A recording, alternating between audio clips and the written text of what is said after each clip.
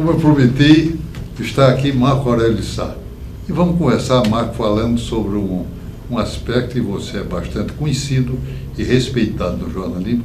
Você nasceu para ser professor. Já muitos alunos seus me deram esta visão extraordinária. Você foi um professor da Universidade Federal do Rio Grande do Norte, que ocupou e teve várias disciplinas sob o seu comando. Fala um pouquinho para o nosso telespectador. Professor Diógenes da Cunha Lima, depois da apresentação com que eu fui brindado, tudo mais que eu diga fica muito pequeno diante do que você já colocou. Mas como você me conhece bem, nós somos compadres, por muita honra minha, eu me envolvi com o jornalismo muito cedo. Na época em que eu comecei a trabalhar em jornal, com apenas 16 anos de idade, não havia exigência do diploma. Eu entrei na faculdade, aliás, eu entrei no jornalismo antes mesmo de existir em Natal a escola de jornalismo. Então foi uma... E depois, como o curso de jornalismo, criado aqui em Natal, o começo do governo Aloysio Alves, ele não era reconhecido pelo MEC, eu tive dúvidas se valia a pena entrar no curso de jornalismo ou fazer o curso de Direito da Universidade Federal do Rio Grande do Norte. E entrei no curso de Direito da Universidade Federal, até porque eu acreditava que você...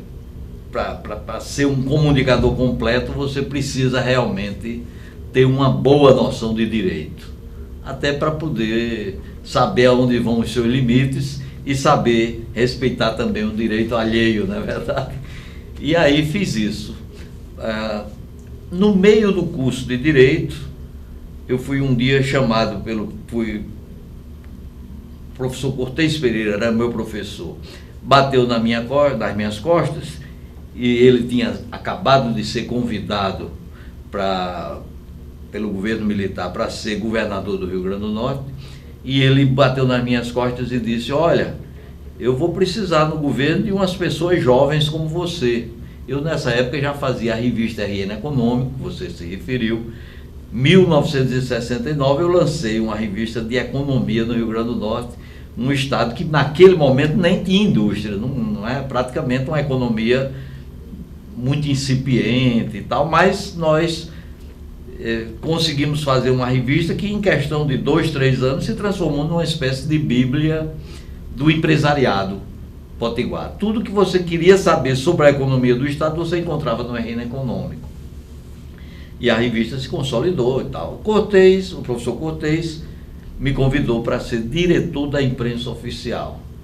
E aí eu passei a entender algo mais do jornalismo, que era como fazer o jornal, a parte da oficina, a parte da administração do pessoal para fazer o jornal ir para a rua, enfim, foi uma grande escola. O jornal República, que era antiquíssimo. O professor Cortez chegou para mim no primeiro ano de governo, no fim do primeiro ano, e fez o desafio: você tem condições de fazer o jornal A República voltar a circular? A República tinha deixado de circular no governo Aloysio Alves, no começo dos anos 60. Aloysio era dono da Tribuna, a República era uma espécie de um concorrente do jornal dele, então ele tirou a República de circulação. E, na época, o jornalismo de Natal estava voltado para o Diário de Natal, que era o líder de circulação, a Tribuna do Norte, e acho que tinha já o jornal de Dinato Maris, tinha o Correio do Povo, tinha o jornal de Teodorico Bezerra, tinha a Ordem, que era um semanário onde eu também já tinha trabalhado. E aí eu disse ao governador: doutor Cortez, as máquinas da imprensa oficial não tem muita condição de tirar um jornal, não, são máquinas antigas. A impressora era de 1928, comprada no governo de Juvenal Lamartine.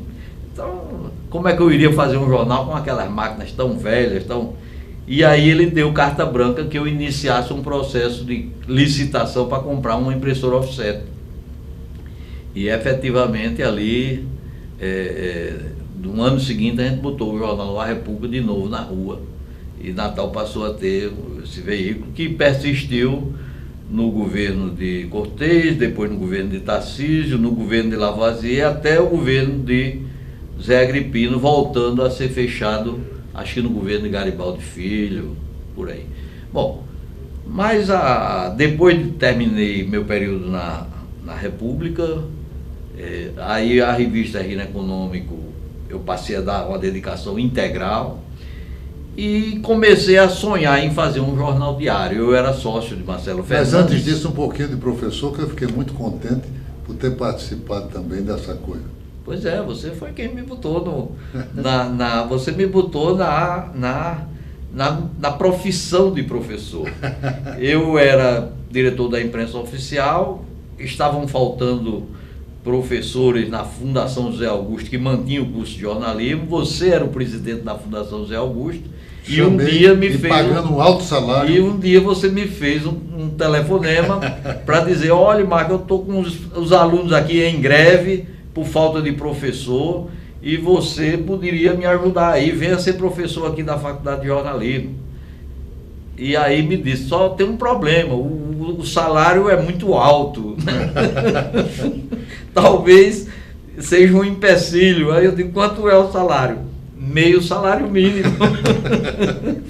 Bom, você topou a coisa e tocou para frente. Topei. E aí fiquei na Fundação José Augusto ensinando, e simplesmente, de ordem, passei 37 anos como professor. Primeiro na Fundação José Augusto, 4, 5 anos depois, houve a federalização do curso de jornalismo, e aí a universidade fez um concurso interno com aqueles professores advindos da fundação. Eu entrei no quadro e permaneci, me aposentei como assistente. Aconteceu com você o que aconteceu comigo na Faculdade de Direito. Eu era professor de comercial, mas toda vez que faltava um professor, como sabia que eu aceitava, eu era saco de pancada, aceitava, porque eu queria aprender o direito. E então me chamaram para todas as disciplinas, para todas não, para as disciplinas básicas eu cheguei a ensinar. Cheguei a ensinar umas 6 disciplinas.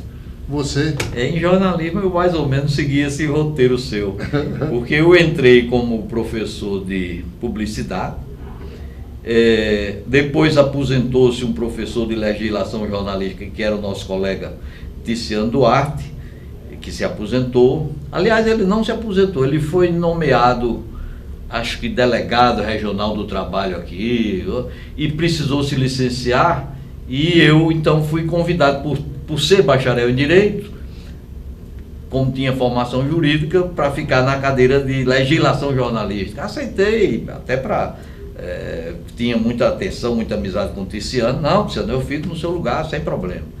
E claro que eu iria ter que estudar mais a legislação, tá? Mas estava dentro do meu perfil. Bom, depois outros professores, como eu tinha empresa jornalística, como eu também mexia com publicidade, já tinha sido professor da área, fui para a disciplina de administração de empresa jornalística, depois fui para a disciplina de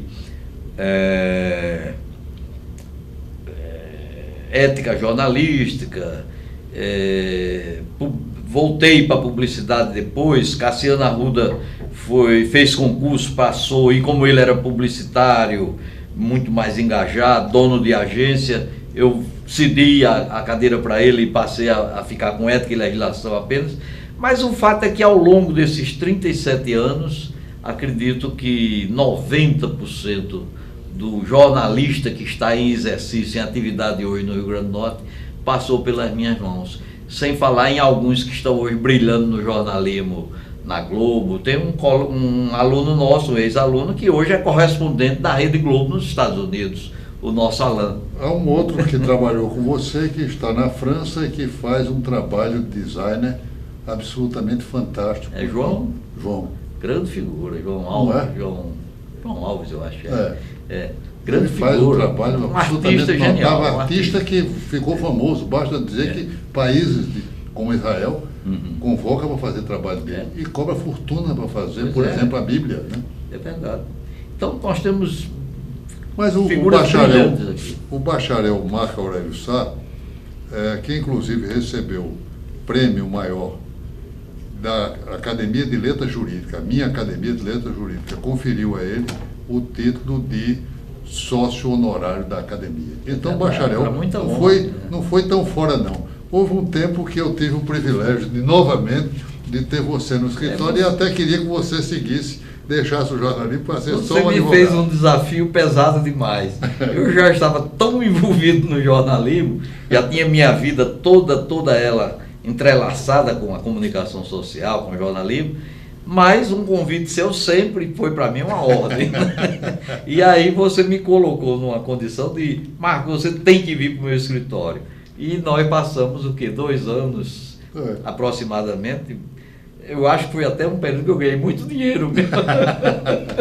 Mas eu queria, quando Tivemos eu fui grandes causas, eu fui reitor, mas eu você queria que resolveu tomasse ser conta. reitor e largou o escritório. Aí pronto, aí queria que você tomasse conta de vez. Você né? passou a responsabilidade, e a responsabilidade era muito grande, e obrigava, eu ali estava realmente numa encruzilhada. Eu ou ficava na direção do escritório, ou continuava o jornalismo, a minha atividade. E o meu sonho era aquele, que você sempre soube, lançar um jornal diário, que eu só vinha E aí realizar. nós vamos continuar conversando daqui a pouco, inclusive sobre o Jornal Diário. Há que falar um pouco sobre o Dois Pontos. Foi um jornal extraordinário e inovador a partir do nome. Mudou o jornalismo de Natal. Mudou realmente. tudo, mudou tudo. E o Dois Pontos era ansiosamente aguardado, porque cada vez tinha uma novidade. As matérias que o jornal de hoje, aliás, que o Dois Pontos publicava no sábado à tarde, passavam a semana seguinte repercutindo e sendo manchete dos outros jornais. Era um negócio impressionante. É uma coisa impressionante. Mas vamos conversar um pouco daqui a pouco sobre esses 2 jornais e outras atividades que você tem. Inclusive, para nosso orgulho, o governo do Estado acaba de, há pouco tempo, designou você um membro efetivo e importante do Conselho Estadual de Cultura, porque você é também um homem de cultura ao longo. Obrigado. Fique conosco e nós voltamos logo depois desse pequeno intervalo.